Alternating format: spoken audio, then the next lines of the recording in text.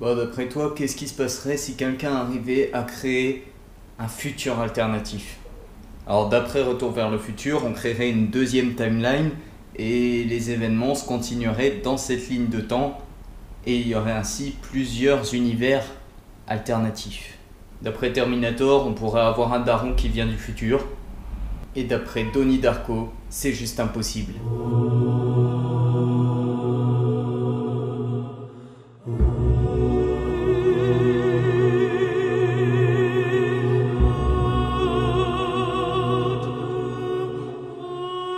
Oh, il y a quelques jours, je vous ai envoyé regarder le film Donnie Darko. Si c'est fait, c'est bien, t'as bien fait tes devoirs. Si c'est pas fait, je te fais un petit résumé. Le film se déroule entre le 1er et le 30 octobre. Dans la nuit du 1er octobre, un réacteur d'avion s'écrase dans la chambre de Donnie, qui est sauvé in extremis grâce à une crise de somnambulisme qui l'a sorti de sa chambre. Suite à ça, Donnie va avoir une hallucination, une espèce de lapin géant qui s'appelle Frank et qui va le guider dans le moindre de ses faits et gestes et le mener à faire différentes actions. Ces actions, reposant uniquement sur Donnie, mènent au fait qu'il va y avoir un vol d'avion dans la nuit du 30 octobre qui va passer pile poil au moment de l'apparition d'un trou de verre. Un trou de verre, c'est une espèce de tunnel dans l'espace-temps, dont l'entrée est à tel endroit à tel moment dans l'espace-temps et la sortie est à tel endroit à tel moment dans l'espace-temps.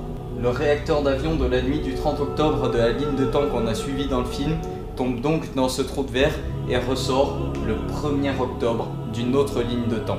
La théorie, ce serait qu'il y aurait une ligne de temps originale.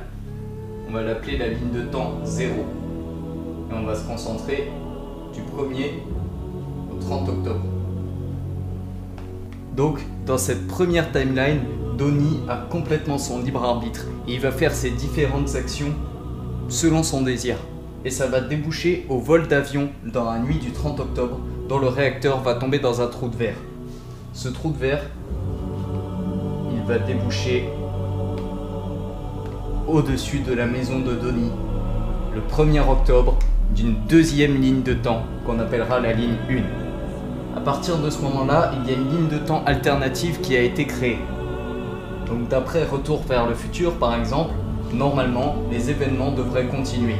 Donnie devrait mourir écrasé par le réacteur d'avion dans cette ligne de temps et il devrait y avoir deux lignes de temps alternatives qui devraient continuer à exister.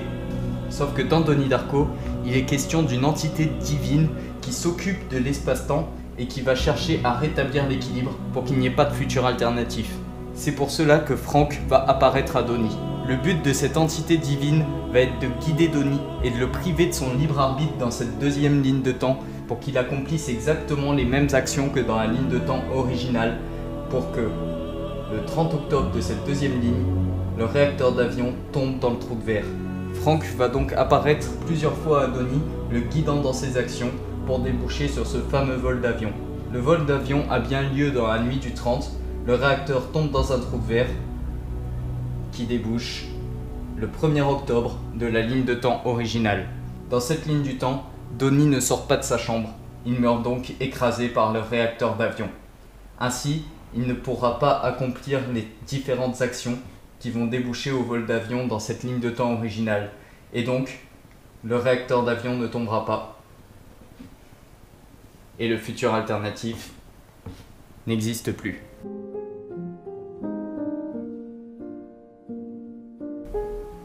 C'est une théorie qui me semble super correcte, sachant que le film traite beaucoup de la question de l'existence de Dieu, ainsi que de la fatalité de la mort des êtres vivants. Ensuite, sachant que Donnie est diagnostiqué comme schizophrène, on pourrait aussi partir sur la facilité et dire le classique « tout est dans sa tête ». Mais pour moi, ce genre de théorie, c'est formellement interdit. Le « tout est dans sa tête », c'est pas possible. Putain, saloperie. Donc voilà, c'est une petite théorie qui traite un petit peu à la fois de science et de théologie. Parce qu'il faut savoir que la théorie des trous de verre, c'est une théorie qui existe vraiment. Sauf que l'apparition d'un trou de verre, c'est censé être un truc rarissime. Ça a jamais été observé et ça sera sûrement jamais observé.